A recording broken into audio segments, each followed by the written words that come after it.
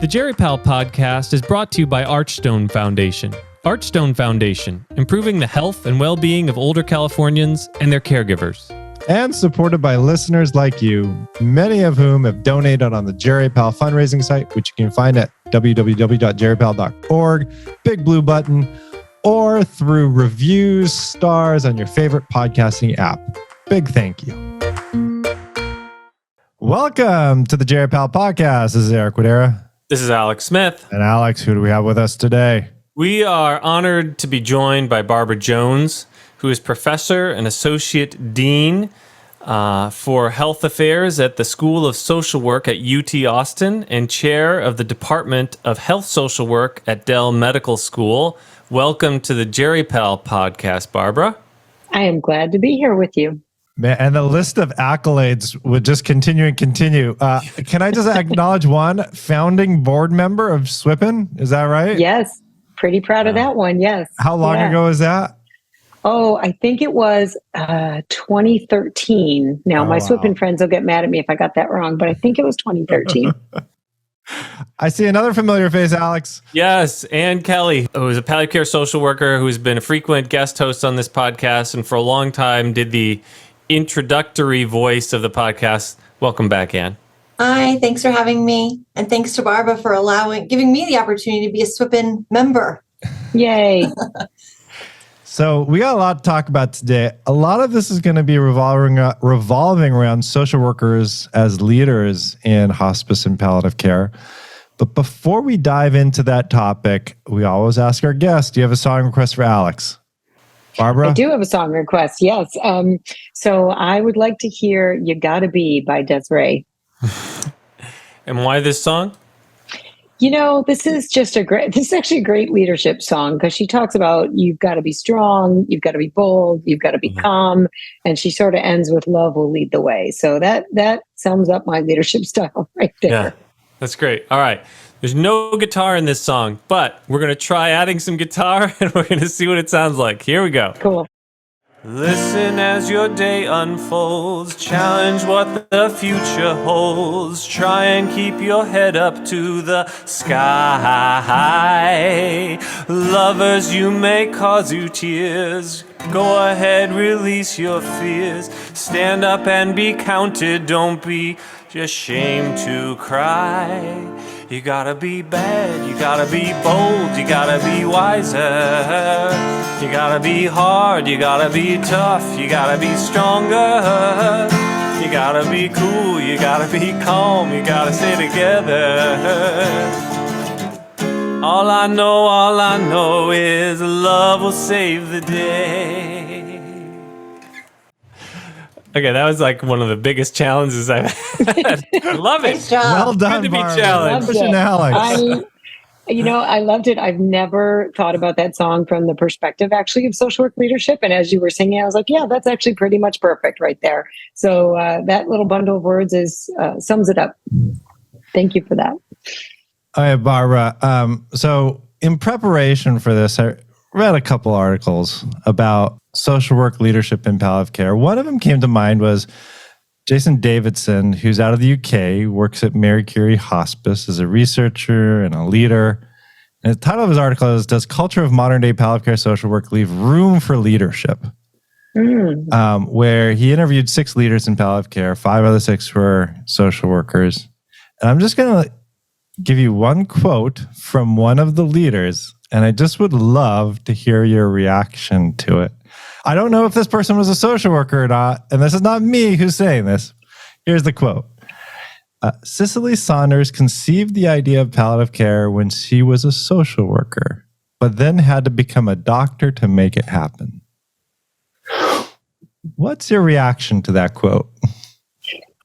My first reaction is word. That's really what happened. When you think about leadership and we think about healthcare, we still live in a healthcare system that has a hierarchy. And so there are different levels of power within our healthcare system. So if we're going to have a shared leadership model, that means that some of the folks that have more power have to share the power and invite in those of us that may not have as much. In fact, most of the leadership opportunities that I've had in the interdisciplinary, interprofessional space have happened exactly because somebody made a conscious choice to say, you know what, I'm in a position of power. We need social work's voice in here. Let me open the door. Then, of course, I jam my foot in the door and drag Anne and everybody else in the room with me. But, it starts because there's a differential hierarchy and somebody is intentional about sharing that. Yeah, and it also feels like for a lot of let me ask you this. Was your story, you think, common or uncommon in the field? I mean, I think I've been very fortunate to have a lot of leadership positions. But again, most of that occurred early on because there was somebody who was a partner, often a physician, who said, Barbara, I think you should be in this conversation here. So why don't you join me at this meeting? Or why don't you come over here with me? Or why don't you write a grant or whatever? And it helped me think beyond where maybe I was in the first place. So having that kind of interprofessional partnership was part of my leadership strategy. And I would think many of my social work colleagues would say the same. Now we're at a place where we have a lot of social work leaders. So I think we do that for each other now, but that wasn't always the way. Yeah. Can you tell me a little bit about kind of your story, how you got into palliative care and kind of Sure. Where has it taken you? Well, like any good Jerry Pell podcast, one must begin with my story, which begins in pediatrics. So, I'll just find a way to get pediatrics in there everywhere. But I did. I started in pediatric oncology. Yeah, you're going to be asked to be on PediPal after this. Exactly. So I love it. In fact, I've always joked through the years that some of my best friends are gerontologists because I've been in palliative care all along.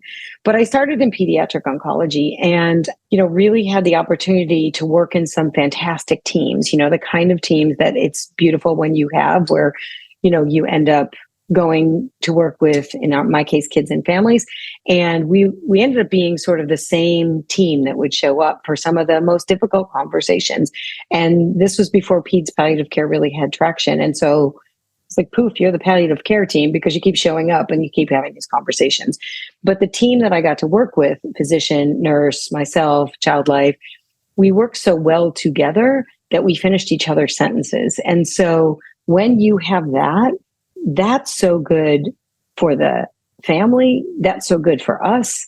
And it taught me what the power of interprofessional palliative care really, really could be. And I think that's when I got hooked on how do we improve care, in my case, again, for kids and families, but also for us, the providers. And I know that when I'm in the middle of a great team, I thrive and I feel more supported. So I'm going to last longer in my position and I'm going to seek opportunities to grow and to help families and patients more and more.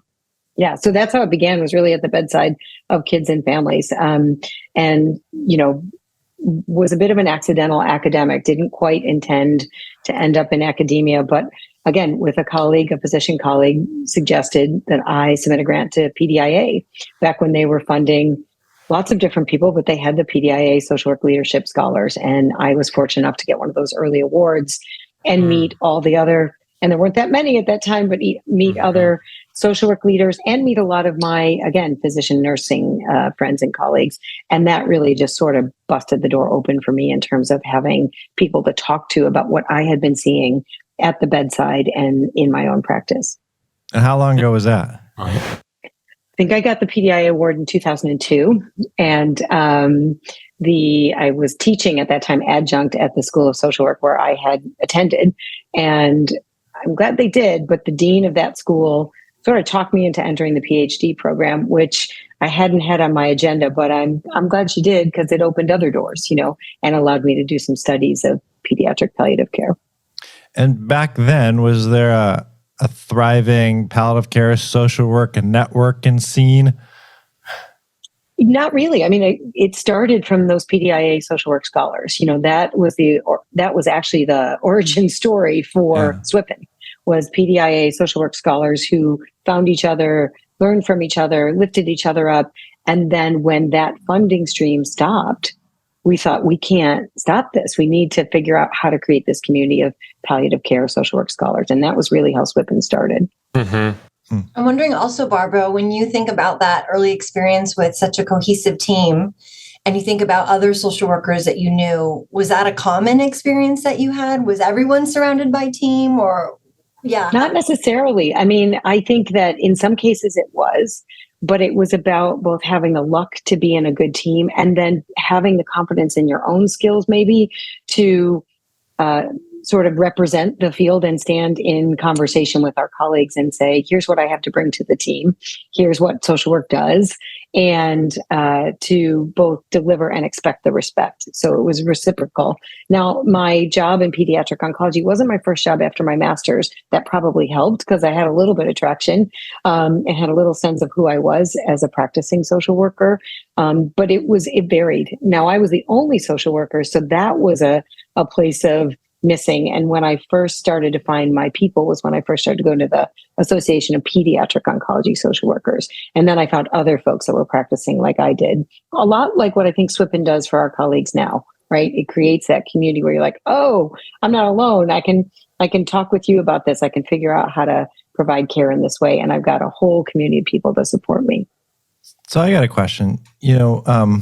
Probably in a lot of places, like when a physician joins a palliative care team, there's not a lot of talk about, what's the role of the physician on the palliative care team? Right. But, in my reading last night, there's a lot of talk about what's the role of a palliative care social worker. Why do you think that is? Well, first of all, I'm delighted that there is reading about social work leadership in palliative care now. So can I just acknowledge that is also an advancement in the field. So I'm glad you had things to read like that. I did. There's stuff my out little there. social work heart happy. And I know it's my dear colleagues that are writing these things. Again, I think it gets back to, and social workers think about systems. It's one of the ways that we're trained, that we never think just about a person. We think about a person in their environment. We also think about ourselves in systems. And so when you look at the system of healthcare, that's why I keep coming back to this, the person who has the power to define what is going to be healthcare has more power. And so if there's always been physician leads, then we know exactly what physicians do. And then as they hire social workers, they may define that role differently. And I think now we're at a place where we're taking back the ability to say, no, actually, this is what a social worker does. And we'll tell you the scope of practice. And this is top of license. And this is how you can best utilize a social worker. And no, actually, that skill set belongs over here. But you have to have some critical mass there to be able to do that. And you have to have some growing leadership, which we have in the field now. So in the past, I think our roles have been defined by other professions. And we've sort of shown up and done the work. And I'm biased, but I think social workers are great team members. But the way that we often fill into teams is we don't walk in and sort of knock everything over and say, here's how it's going to be. We fill in like water. We just like, where's the need and how do I go and fill it? But we may or may not draw attention to ourselves in doing so, right? We're just like, okay, I see this patient has a need. Okay, I see this team member has a need. Let me just fill right in. Let me just fill in the spots like water does. And again, biased opinion of social work, but I think that's sort of how we enter spaces.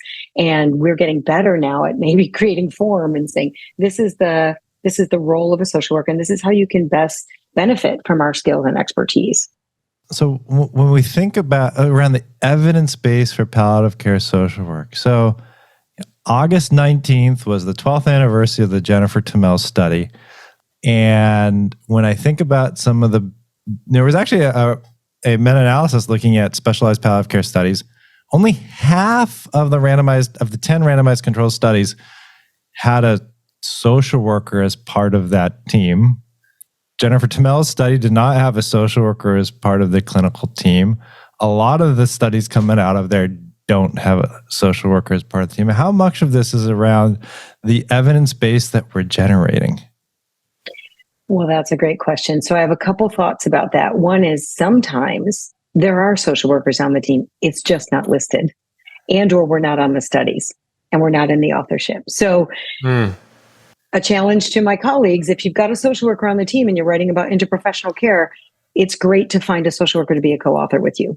Now, I'm not saying that happened. Like there's so much advocacy for others in social worker that you're not really advocating for yourself sometimes.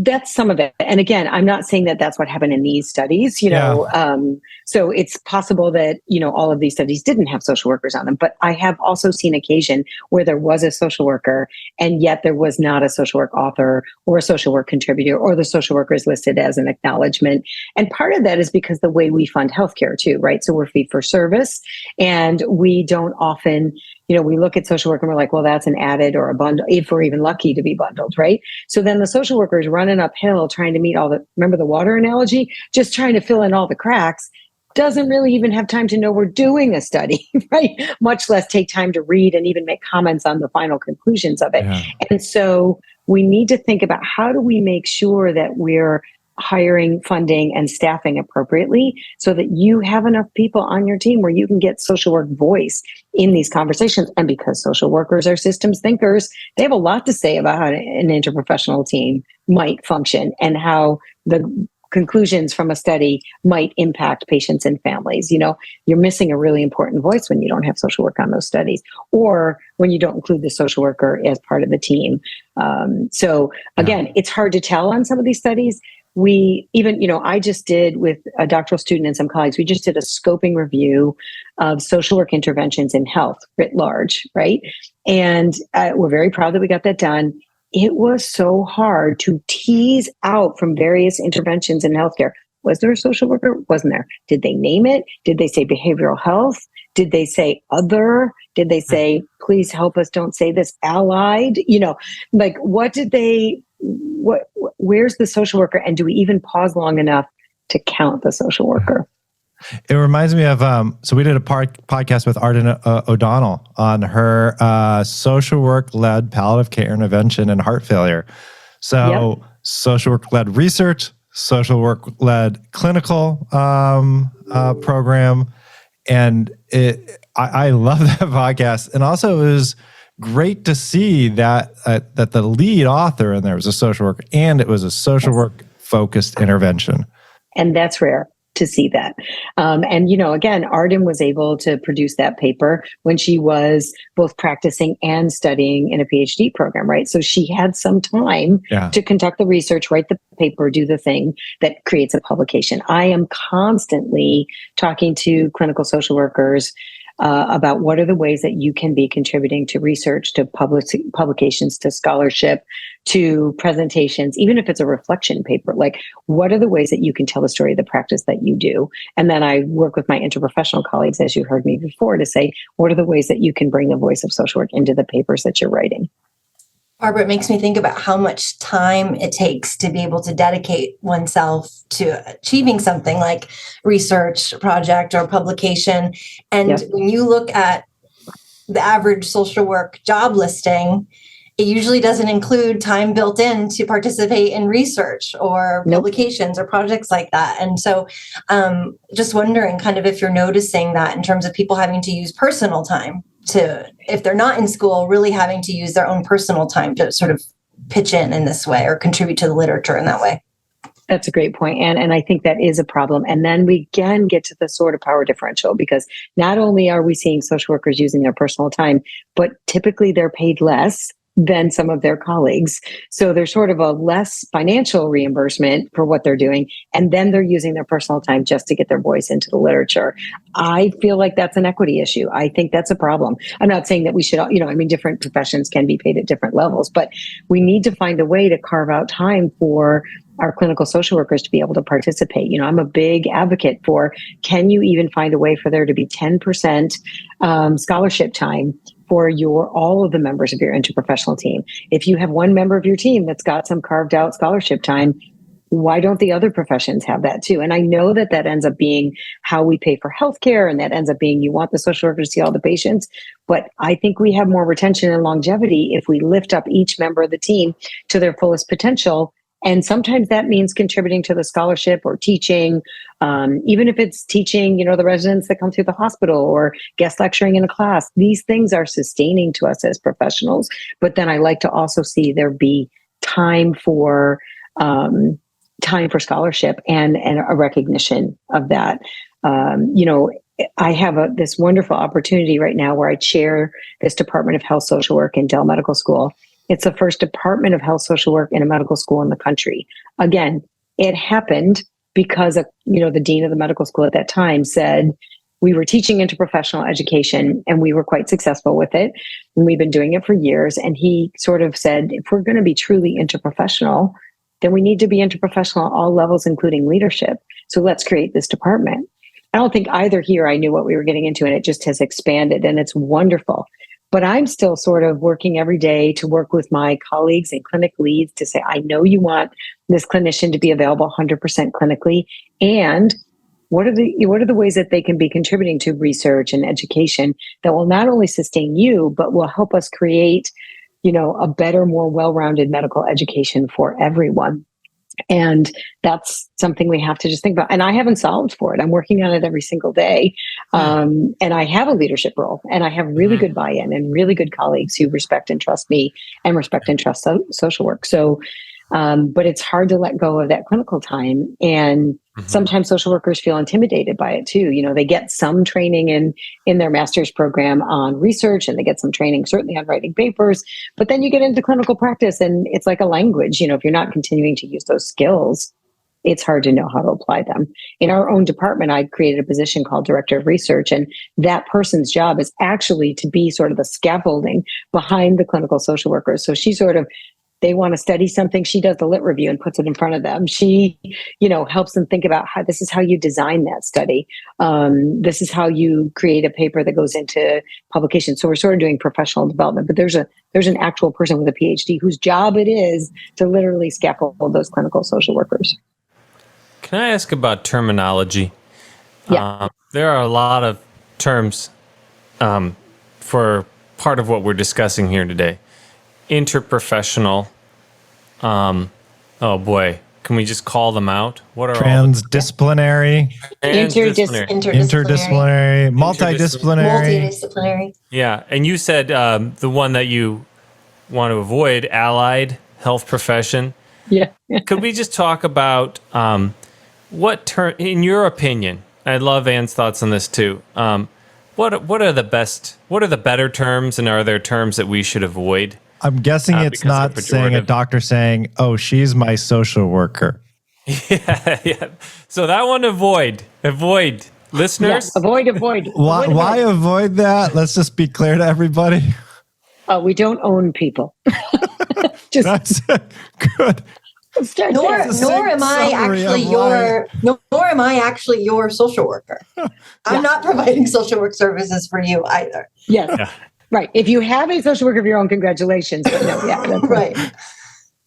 Eric and I that's are on the bottom rung of words to avoid. Words to avoid.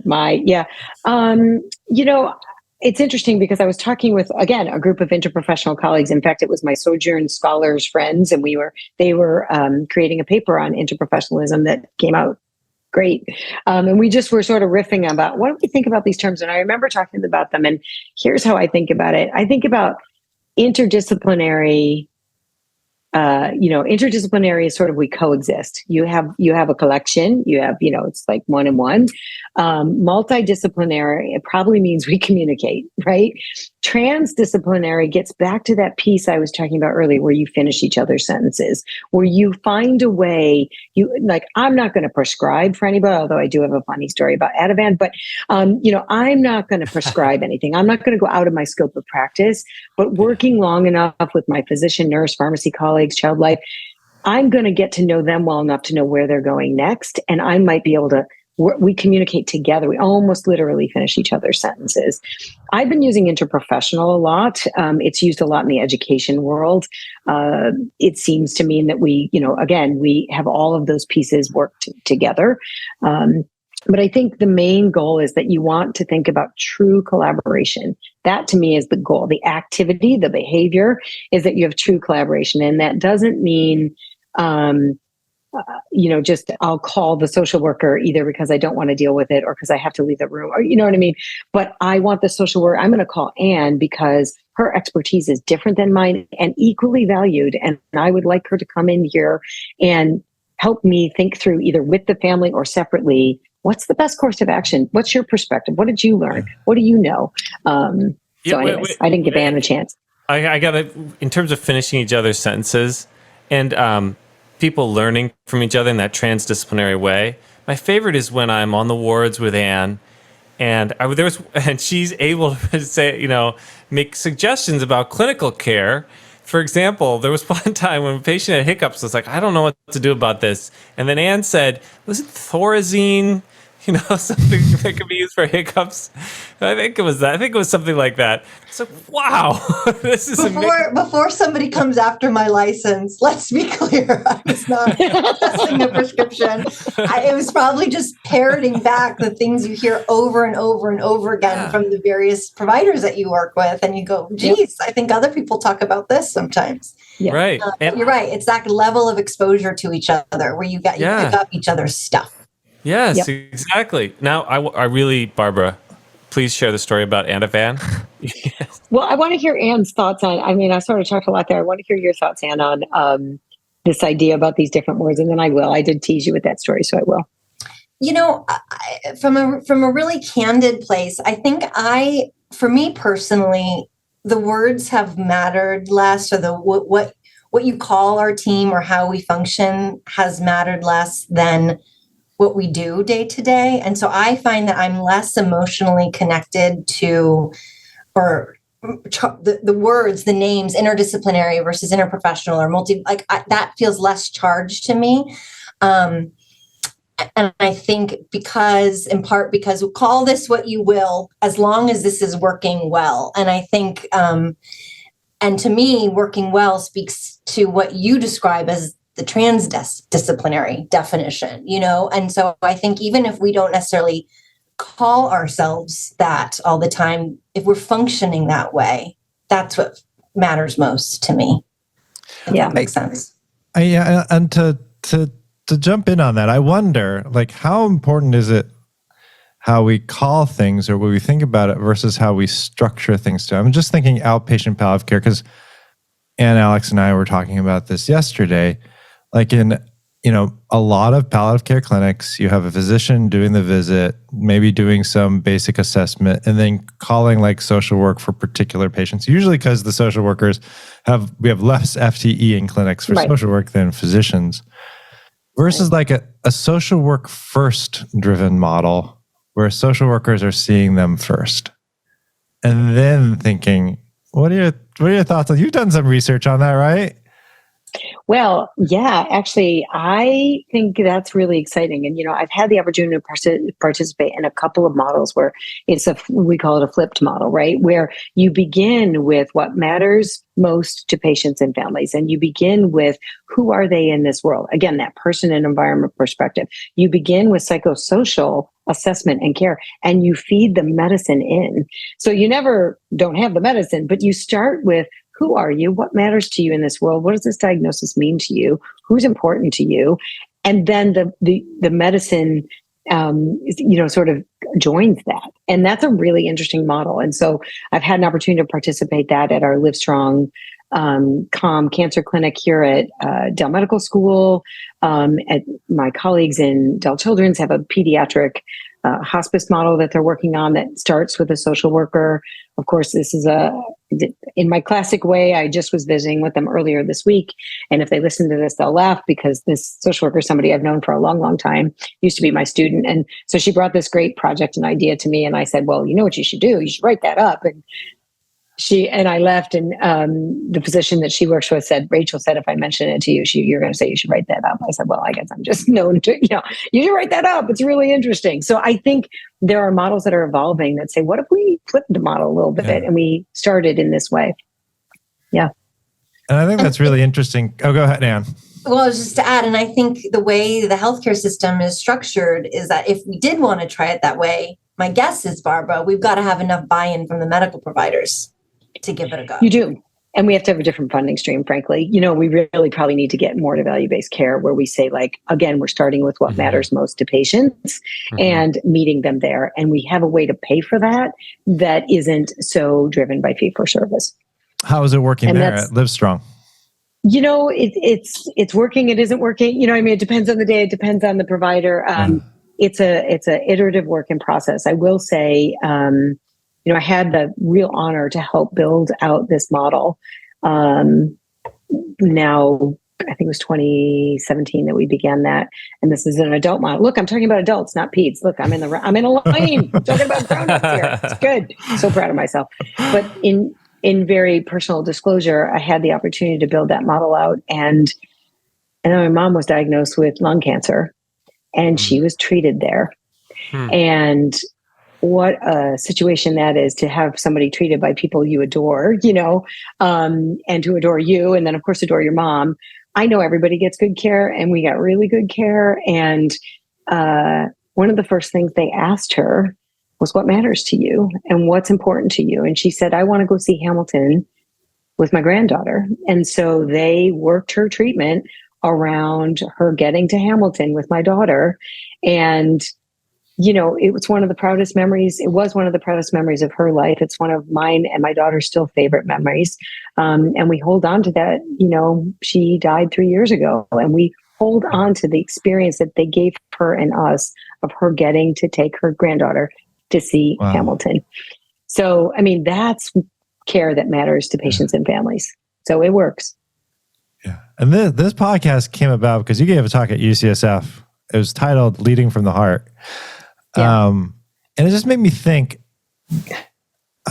in a traditional healthcare setting that is often dominated by physicians and nursing, like that probably wouldn't have gotten started, right? Like you actually need social workers to be leaders and program developers to have something like that start. Well, I think you need to engage them. I got to give a shout out to Gail Eckhart, who's the leader of our comm clinic, a physician, an oncologist, and this was her idea. So we co-created, but I got to give the shout out. Yeah. Not just me and her, the whole team co-created. I don't want to, but she did invite voices in, but I gotta give her the shout out. Great. I guess following up on that, are there specific qualities that you think social workers bring to that leadership table that are unique or in particular a strength of social work? Yeah, I think one of them, although I just interrupted you, but one of them is a power for deep listening, the hearing what matters, and the listening to what needs to be done. So that ability to listen, the systems thinking, the equity focus, this idea that we always think about people in their context. That means their racial context, their political context, their community context. We don't just think about, hey, here's a prescription, good luck. And again, not that everybody's saying that. What I'm saying is we immediately go like, does this person have the capacity to fill this prescription? Do they understand this prescription? Do they have a house? Do they have people to care for them? What will be the outcome of this? Are they caring for 3 children and we just gave them a prescription that's going to, really change how their ability to function? Like that ability to think about people in their environment helps us create models of care, I think, that are particularly relevant. But yeah, I think it's, leadership, compassion, listening, collaboration, all of those things are strengths that social workers bring. Yeah. What do you think, Anne? I really like the way the way you are able to cohesively kind of put together those qualities. Because I think some of as you were saying earlier, I think sometimes it can feel like a struggle to really put into words the way we want to see our value and how we can offer value. And I think that you describe it in a way that really gives words to people's experience. And with those words, people can then go kind of engage others in these conversations and sort of have a leg to stand on when they're trying to find that courage to talk to leadership around how to elbow their way into the table. Well, thank you for that. I think we've got a lot of colleagues who've done some good writing too on this. And, even recently there was a national Academy of Medicine report that came out integrating social care into healthcare. And there's some great language there. In fact, I'm often asking my colleagues, just go to the executive summary and carry that to your executive leadership, because it talks about the power of integrating social care into healthcare. And it was funded by social work organizations and produced by the National Academy. So yeah, wouldn't it be amazing to see what this healthcare system would look like if it was built around like social work leadership? And the importance we know about the social determinants of care. Exactly. I got another question then, feeding on that. Thoughts on how we can promote leadership in palliative care social work? Yeah, I've got a lot of thoughts on that. I mean, the first thing is look for opportunities to, like, I've described a few opportunities that I've had, right, where somebody's invited me into a dialogue, and then trusted my opinion, respected me, said, we actually really want your contributions and we're going to create off that, given me a leadership position and let me jam my foot in the door and drag somebody in with me. Yeah. So look for opportunities to put social workers in leadership roles, ask them their opinion, then credit them for their opinion. And that's one way that I think we really can do that. And then we know that in academic medicine, academic healthcare, scholarship is one of the ways that we lift up voices. So that's why I'm really passionate about trying to get clinical social workers involved in scholarship, as well as, academic social workers. But I think it's important that we're always thinking about ways that we can bring their voice into the dialogue that we're having. And sometimes we write in our own journals, which is great, but I'm also often encouraging my social work colleagues to write in, medical journals and interdisciplinary journals, because otherwise we're just talking to each other, Yeah. And what are your thoughts on the leadership part? I think that what Barbara said makes a lot of sense. And I think in some ways I've found over time that there's also just sort of not just talking about it, but doing it and showing people, sort of enabling them to have a real life experience of how we can make impact on a team, can then sort of lead to people being more motivated to sort of see what the role is and see the value added that we can offer. And so instead of just talking about it, we kind of can illustrate it and show it. And I think that has, over time, I've noticed for not just myself, but for others I know, has sort of allowed them to sort of gain trust of the people around them and sort of show their worth, and get more people to back them, to say, yes, we need these people as part of our teams. They're essential and central components to good care. And then I think the challenge to our social work colleagues, because I'm telling you all the things that I think everybody else should do to get us in the room, but the challenge to our social work colleagues, and it's hard because our clinical social work friends, and I've been one, are exhausted, and now we're at a place where the emotional and empathic strain that we've been carrying, particularly social workers, is really heavy. So it's hard to muster energy, but when you're invited into leadership, show up, represent, go ahead and walk through. And then when you get in there, we have an ethical responsibility to mentor others to come into the room too. I think, one of my favorite things that I get to do in my career is mentor. And I've been fortunate to do interprofessional mentorship. So I don't just mentor social workers, but I think it's my ethical responsibility to figure out how to lift other people up. What's the role of SWHPN? Oh, well, I think SWHPN's had a huge role. We had the Academy and we had HIPNA, incredible leaders, but to have a profession that is social work specific has been really great. And the growth of SWHPN has been tremendous. We have hundreds of members. And really, we have our own sort of space now where we're able to talk to each other, both in a clinical way, a research way, sort of our own state of the science and what's happening. We're able to do that now and do that annually and bring in colleagues to come talk with us and share our knowledge with others. And then SWHPN really becomes an incubator for leadership, educational development, clinical development.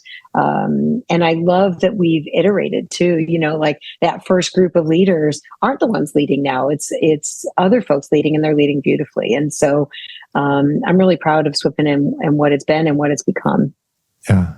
And Barbara, when you think about what lies ahead for palliative care, social work and social work leadership, are there sort of things that you're really hoping to see on the horizon?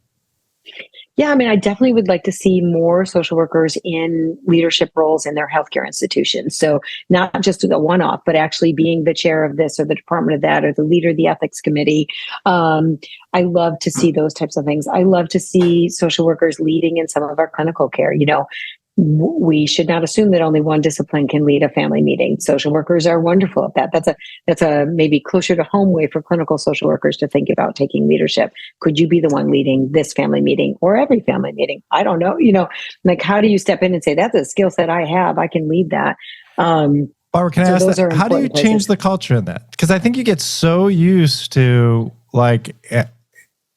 what you've done in the past. And then often you have, palliative care fellows, MD trainees. They're often trying to practice their skills. How does one change a culture to more of a transdisciplinary family meeting? I think that's great. I mean, some of it is just mentioning it, right? Because there'll be somebody who will hear this and be like, oh, I didn't realize the social worker could lead the family meeting, right?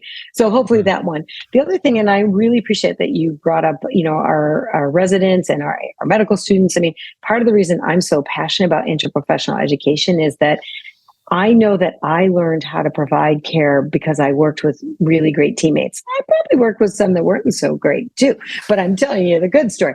But I learned what they did and what I did and how it interfaced. I learned that at the bedside.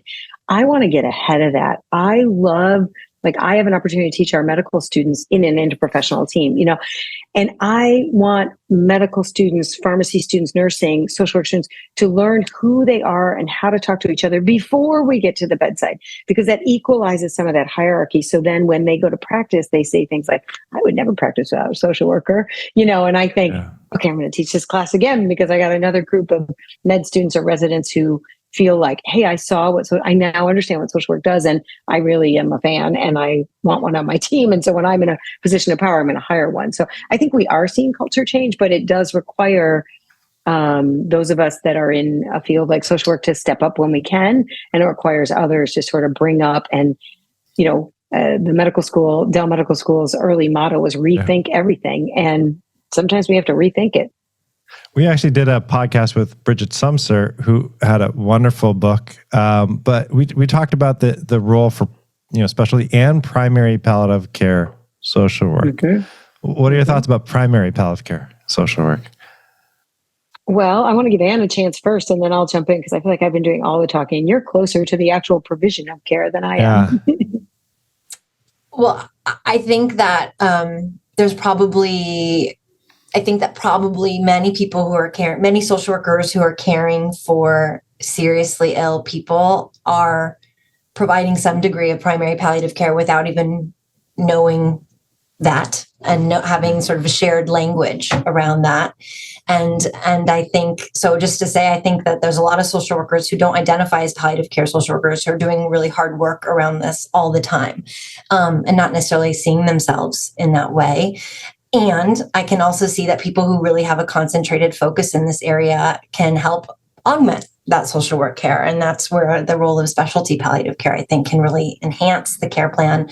But just to say, I think social workers everywhere are really, using the tenets of palliative care in their work day to day. What are your thoughts, Barbara? I definitely agree with you. I think that, it's interesting. There's sort of, when you think about the skill set of social work, right? Like listening for what matters to patients, reducing suffering, improving quality of life. Like it's not even really a Venn diagram. It's more of a stack, like especially in healthcare about how that stacks with palliative care. And I know that in healthcare, we're talking a lot right now about whole person care, with very similar tenets. I'm not going to break it to everybody, but that's palliative care, we're talking about the same things in many times. So I think we need both. But I do think we need to acknowledge that when we have the broad brush of what palliative care is, a lot of us are providing it in a variety of settings. All right. Last important question. Tell us the Ativan story. The Ativan story. So again, luckily, let's see who I can get in trouble with this story. No, but it was in pediatrics. It was a long time ago at an institution that will not be named. And it was a weekend, and we had a crisis call. And it really, in many ways, was a palliative care crisis call. And I'd gone in with a physician colleague, and we were responding. She was really responding to the medical crisis, and there was a lot happening really fast. And she sort of at one point, she threw her stethoscope, sort of like, and, again, you're just working. So I just grabbed it and threw it on my neck, and she's talking, and she sort of hollered out, I need Ativan stat. And so I walked out to the floor and said to the residents, I need Ativan stat. And they began to fill it, and they brought it in, and, and later we were laughing. We were like, did I just order the Ativan? I mean, she just said it with a fair degree of authority. I heard her. She needed Ativan. I felt the distress of both the child, the mother, and my colleague. And so I ordered Ativan, That's great. So I happened to have a stethoscope on, and let's just say it was July or something as early, but, new residents maybe, but we laughed about it for years, actually. Like, did remember the time the Barb ordered the Ativan? Yeah. It's sort of like that song we began with. You got to be bold, That's right. That is a perfect segue to the song. Segue. Let's hear it again, Alex. A little bit more. Listen as your day unfolds. Challenge what the future holds. Try and keep your head up to the sky. Lovers, they may cause you tears. Go ahead, release your fears. Stand up and be counted. Don't be ashamed to cry. You gotta be bad, you gotta be bold, you gotta be wiser. You gotta be hard, you gotta be tough, you gotta be stronger. You gotta be cool, you gotta be calm, you gotta stay together. All I know is love will save the day. Thank you, Alex. Barbara, big thank you for being on here. You too, Anne. Thank you, Barbara. Thank Absolute you, Anne. pleasure. Thank you, Alex. Thank you, Eric.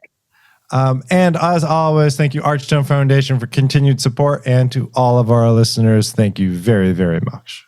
We'd also like to thank the generous support from our listeners who've donated $250 or more to the Jerry Pal podcast, including Meg Walhagen, Thomas Quinn, Rochelle Bernacki, Louise Aronson, James Tulsky, Arden O'Donnell, Mike Steinman, Marianne Forcia, Ashok Krishnaswamy, Nancy Lundeberg, Gail Cooney, David Schiffling, Cheryl Phillips, Jessica Ng, Harry Hahn, Elizabeth Chung, Kathy Foley, Rochelle Bernacki, Christine Ritchie, and Lloyd Woolstat. Thank you very much.